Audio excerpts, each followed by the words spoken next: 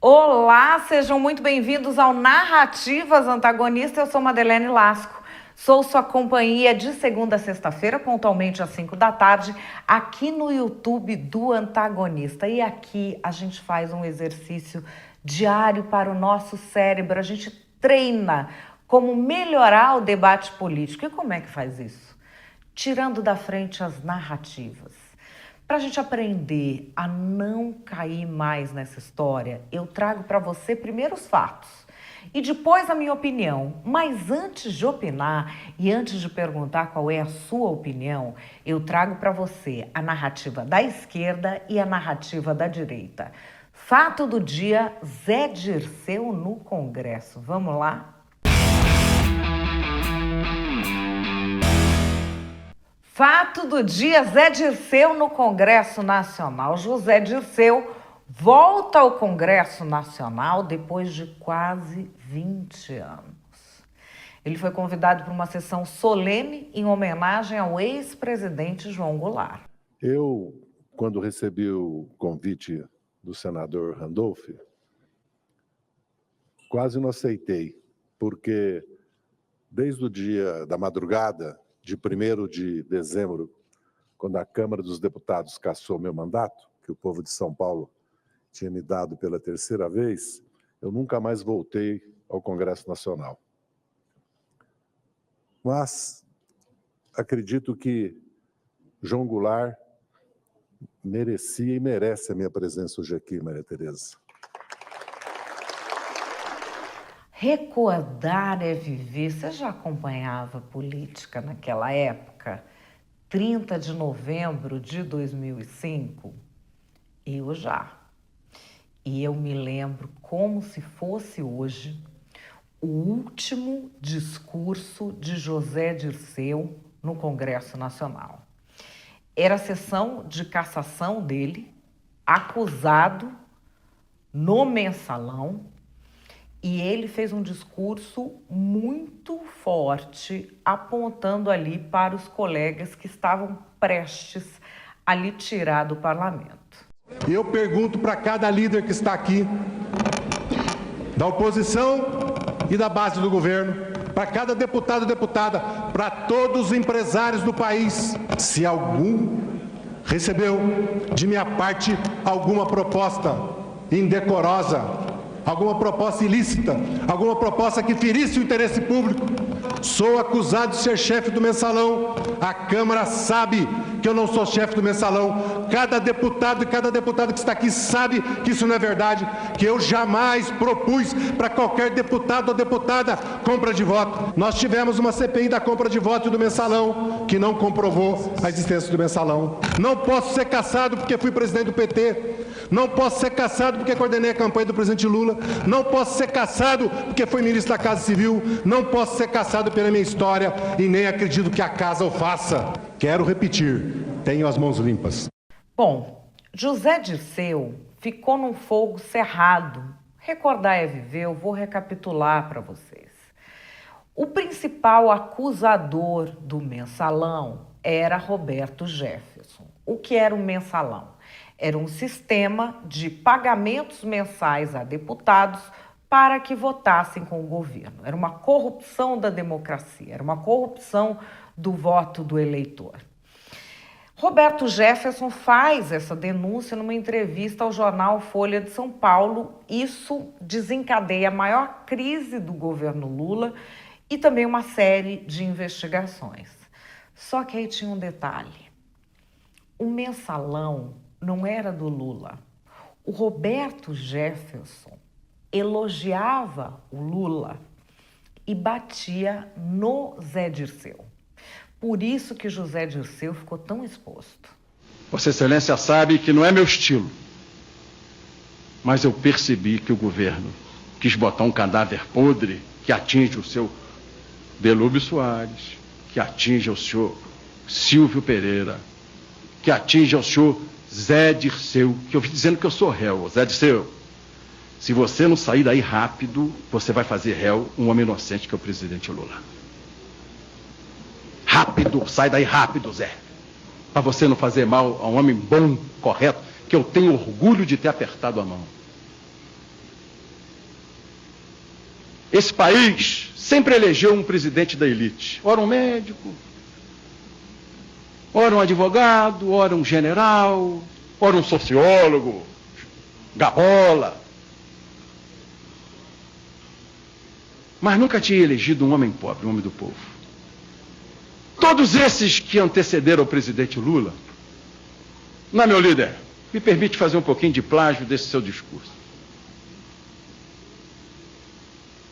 Homens ricos ou de classe média alta, que ouviram falar da fome, o Itamar, engenheiro de Minas, mas ouviu falar, não sentiu fome. O presidente Lula sentiu fome.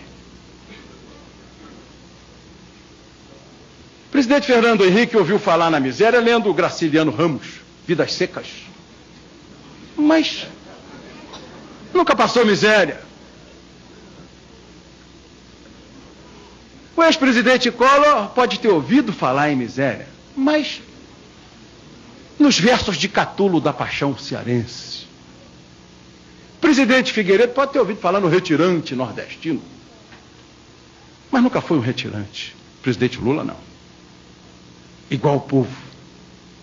Gente igual o Brasil. Pobrezinho, retirante do Nordeste, passou fome. Sabe o que é desemprego? Sabe o que é pau de arara? Viveu concretamente o que os outros ouviram dizer. E eu quero dizer aos senhores aqui, nesse momento que faço esse depoimento, vi um inocente desabar ante essa realidade que lhe contei. Vi um homem de bem, um homem honrado, um homem simples, um homem correto se sentir traído por uma cinta, por um cordão de isolamento que havia em torno dele. Aí eu compreendi. Senhores deputados, senhoras deputadas, meus advogados, senhor presidente, senhor relator, por que não permitiam, porque a gente esbarrava sempre no Zé Dirceu, no Rasputin. A gente não passava do Zé Dirceu. Eu entendi, porque o presidente Lula abraça a gente assim, deixa a gente abrir o coração. Não é fácil dizer o que eu disse a ele, mas eu medi a sua reação. Feri o inocente. E sei que ele tomou atitude, porque a atitude já se percebe aqui nessa casa.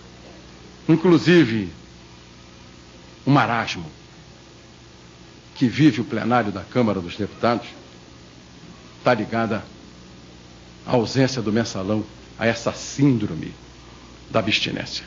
Pois é, Roberto Jefferson elogiando Lula, eu sou dessa época. Roberto Jefferson elogiava, Jair Bolsonaro elogiava. A gente tem memória, né? E como a gente tem memória, eu faço questão de trazer para vocês uma das passagens mais lendárias da política brasileira, que é justamente um embate de Roberto Jefferson com José Dirceu. Ministro Zé Dirceu, eu não quero ferir aqui a ética republicana e rememorar o nível dos diálogos que mantínhamos na Casa Civil. Eu não sei se outros senadores e deputados têm coragem de lhe dizer isso, porque Vossa Excelência amedronta as pessoas. O meu governo, me lembro quando Vossa Excelência voltou a essa casa, o meu governo, não era do presidente Lula o governo, era seu. E muitas pessoas temem esse enfrentamento com Vossa Excelência. Eu não. Eu não. Pelo contrário, ministro, o deputado, ele gera em mim uma grande satisfação.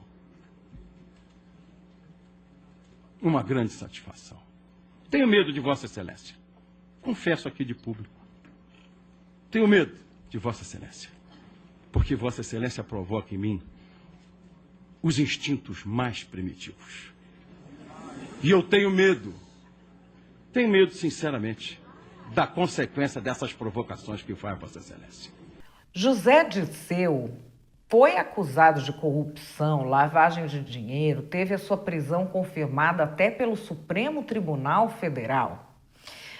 Ele esteve presente também na Lava Jato. Vamos voltar aqui, recordar é viver. José Dirceu, depondo a Sérgio Moro, pede a ele pela possibilidade de responder em liberdade. Eu não sei por que que eu estou sendo relacionado com esse contrato. Realmente eu não tenho nada a ver com isso, né? Na verdade, eu não devia estar aqui. Posso pleitear para o senhor a minha liberdade. Senhor Judicial, eu já decidi isso naquele caso, né? E eu coloquei para o senhor assim que as provas naquele outro processo que já foi julgado, o senhor recebeu a propina, inclusive, quando o senhor está sendo julgado, a ação penal 470, né? Deixa eu responder em liberdade o meu processo para me tocar a minha vida. E eu vou cumprir a pena como estou cumprindo. Aliás, eu estou cumprindo já quase estou indo para 1 ano e 3 meses de prisão. Bom, tudo isso agora faz parte do passado. O presente é José Dirceu no Congresso Nacional. E ele fez uma fala muito contundente a respeito dos militares. Se o Lula não tivesse sofrido um processo político de exceção e sumário que o levou à prisão, o Brasil teria sido governado já em 18 por um governo democrático, no mínimo nas condições hoje que um país como o Brasil necessita. Mas há um elemento que precisa ser recordado aqui, que é o papel dos militares, as Forças Armadas brasileiras. É preciso, e o Supremo Tribunal Federal já adotou uma decisão que não há poder moderador. O artigo 142, já por interpretação do próprio Supremo, não dá às Forças Armadas nenhum papel político. Nós não estamos no Império, no artigo 14 da Constituição do Império, que transformava o imperador em poder moderador. Nós estamos numa república democrática. Mas não basta a despolitização e a volta aos quartéis, porque isso aconteceu em 88. Mas por que, depois de 30 anos, os militares voltaram a organizar, a apoiar uma candidatura e depois constituir um governo praticamente cívico-militar? Porque vamos lembrar que a maioria do Estado-Maior do Exército foi para o governo do Bolsonaro. É bem verdade que ele expulsou, de uma maneira humilhante, 3, 4 generais de 4 estrelas do seu governo. O comprometimento das Forças Armadas com o governo Bolsonaro e com o 8 de janeiro está aí. Tanto é que agora passam a ser investigados 60 e tantos militares de altas patentes das Forças Armadas. É preciso ir à questão principal, que é a educação nas escolas militares.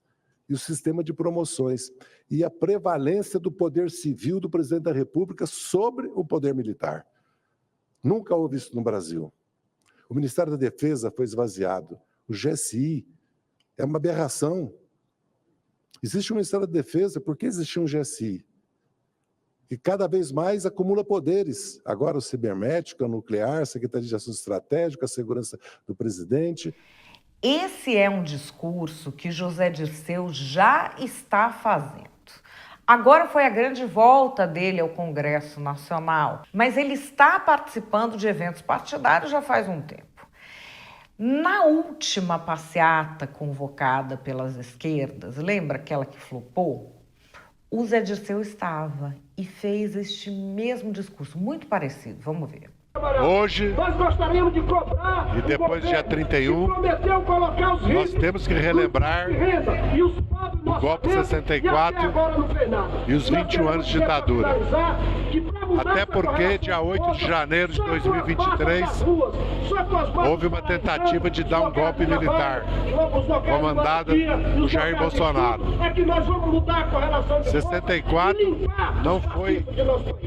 64 não começou em 64. Quando Getúlio ganhou a eleição, tentaram dar um golpe. Quando Juscelino ganhou, tentaram dar um golpe. Quando Jânio renunciou, tentaram dar um golpe. Só não aconteceu porque o Brizola armou o povo, dividiu o terceiro exército, teve apoio da brigada, convocou o Brasil na rede da legalidade. Então é necessário sempre relembrar aqueles que caíram lutando pela ditadura, relembrar os crimes da ditadura, assassinado pela ditadura. relembrar que sem democracia o povo não tem voz, não tem vez. Essa é a mensagem. Ali no Congresso Nacional, José Dirceu falou bastante em democracia. Porque a democracia está em risco, sim, no mundo. Não é só no Brasil. É um período histórico, um ciclo histórico que nós estamos vivendo, que nós estamos vendo a realidade. Não só porque nós tivemos 137 conflitos militares, estamos tendo uma guerra na Ucrânia, uma guerra contra o povo palestino, e estamos vivendo situações de instabilidade no Peru, no Equador, de um governo já de extrema-direita na Argentina. Então é preciso recordar para que não se repita, mas é preciso continuar a luta democrática. Essa luta democrática significa que é preciso consolidar e aprofundar a nossa democracia. Por que a democracia está em risco? A democracia está em risco porque não se fizeram as reformas estruturais, porque não há uma democracia social. Quando a democracia social deixa de existir, a democracia institucional política corre o risco. Então, nosso papel para consolidar a democracia brasileira é fazer uma revolução social no Brasil. O que significa fazer uma revolução social no Brasil? Significa desconcentrar a renda, a riqueza e a propriedade. Porque o Brasil é rico. O Brasil é rico. Aqui ele traz um raciocínio muito interessante, que todo golpe começa antes do golpe. Que tudo é um processo, se tenta uma vez, se tenta duas, se tenta três, e eventualmente essas forças, se continuam mobilizadas, acabam conseguindo. João Goulart foi derrubado pela força das armas, que a nação deu às Forças Armadas para defendê-la, e eles tentaram dar golpe em 50 com Getúlio, em 55 deram um golpe que um contragolpe militar impediu, deram golpe em 61 que o Brizola e o povo e a Brigada, o Terceiro Exército impediram, e deram em 64. Vejam bem, é todo um período histórico que nós temos, que um país como o Brasil não tem, eu disse isso, muita gente não gosta, independência na sua política econômica. Porque as forças econômicas internas e internacionais acabam, quando não conseguem via a pressão financeira, o fazem com sanções, bloqueios, que nós assistimos hoje no mundo, inclusive contra Cuba e a Venezuela. Pois é, discursando sobre democracia, e cita ali como exemplos Cuba e Venezuela, cujos ditadores são muito próximos do PT. Enfim, Zé Dirceu no Congresso, o que você acha, hein? Calma, antes de achar qualquer coisa, tanto você quanto eu, vamos respirar fundo e vamos lá saber quais são as narrativas. Gente, habla muito, né, o Zé Dirceu, guerreiro do povo brasileiro, falando ali em defesa da democracia, e só ouvir verdades. O câncer do Brasil se chama Jair Bolsonaro. E ele vem do militarismo, dessa fantasia militar. Tudo no Brasil tem uma gente que quer que seja militar, é escola cívico-militar. Aí vem polícia militar, nem sei por que existe polícia militar. E tá aí o Zé Dirceu falando grandes verdades.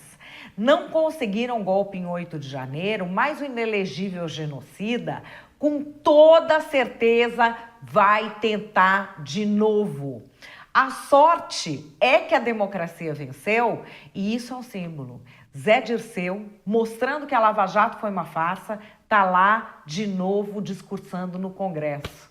E aí, não gostou? Chola mais. É só na Brazuela mesmo esse tipo de palhaçada, né? Um ladrão discursando no Congresso Nacional para defender a democracia. É muita palhaçada, é um tapa na cara da sociedade a gente vê esse tipo de coisa acontecer. E vai lá falar em democracia, o quê? Mensalão é democracia? Comprar voto de parlamentar é democracia? Falando lá como se fosse o maior democrata. Aí a democracia que ele gosta é o quê? É Cuba, a democracia que eles gostam, é Venezuela, a democracia que eles gostam, e já estão implantando aqui.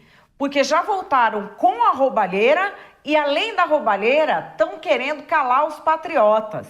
O patriota abre a boca, é 17 anos de cadeia, acusa de tudo, é fake news, e vou bloquear sua conta, e vou atrás. Eles estão implementando uma ditadura aqui no Brasil e trouxeram esse Zé Dirceu, que era guerrilheiro, que era um homem que queria implementar uma ditadura de esquerda, e enfiaram lá agora no Congresso Nacional. Faz o L agora.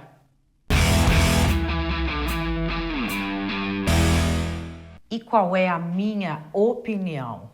A minha opinião é que José Dirceu está de volta.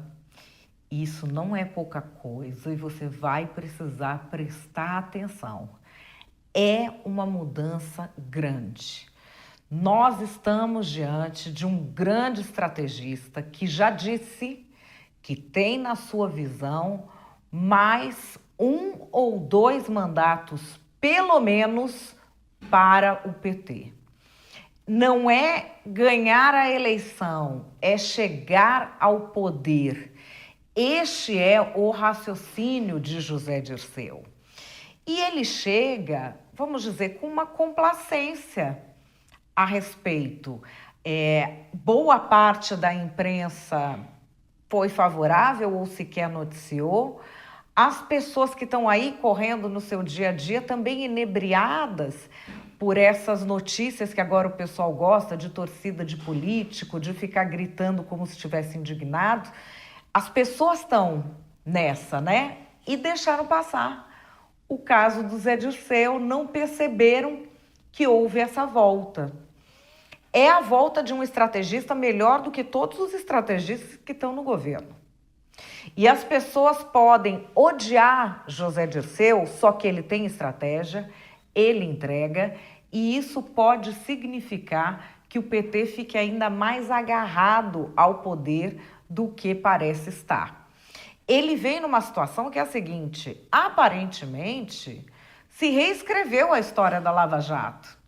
Ele não tem nada a ver com isso, aquelas coisas não aconteceram, ninguém tem nada a ver com isso.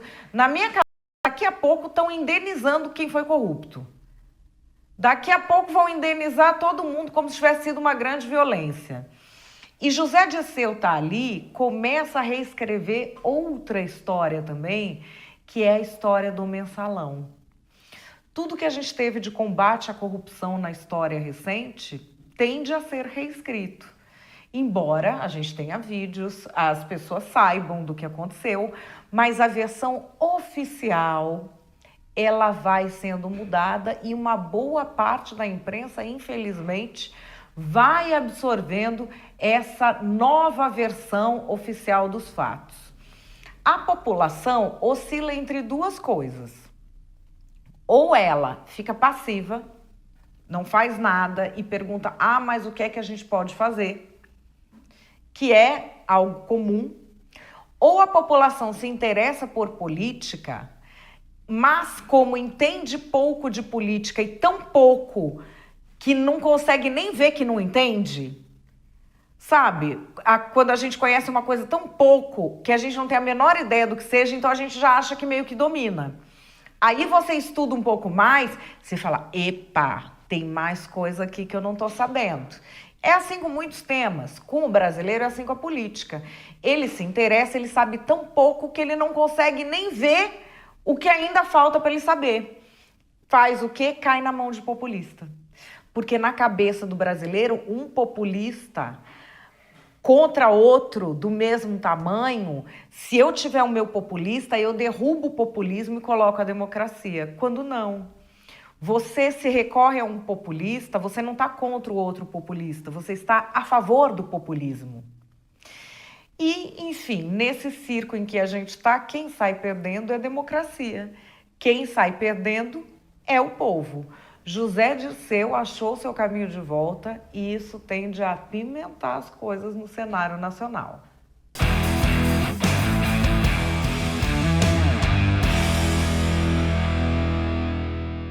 Bom, pessoal, Narrativas Antagonistas vai ficando por aqui. Já capricha no like, compartilha esse vídeo com alguém. Eu espero que você tenha gostado. Eu quero saber também, deixa aqui embaixo qual é a sua opinião e me fala. Eu já desconfio, mas me fala que eu quero saber qual é o tema que você quer ver amanhã no Narrativas Antagonista. Será que é o que eu tô pensando que é? Não sei. Deixa nos comentários. Amanhã eu tô de volta às 5 horas da tarde. Grande beijo para vocês. Até lá.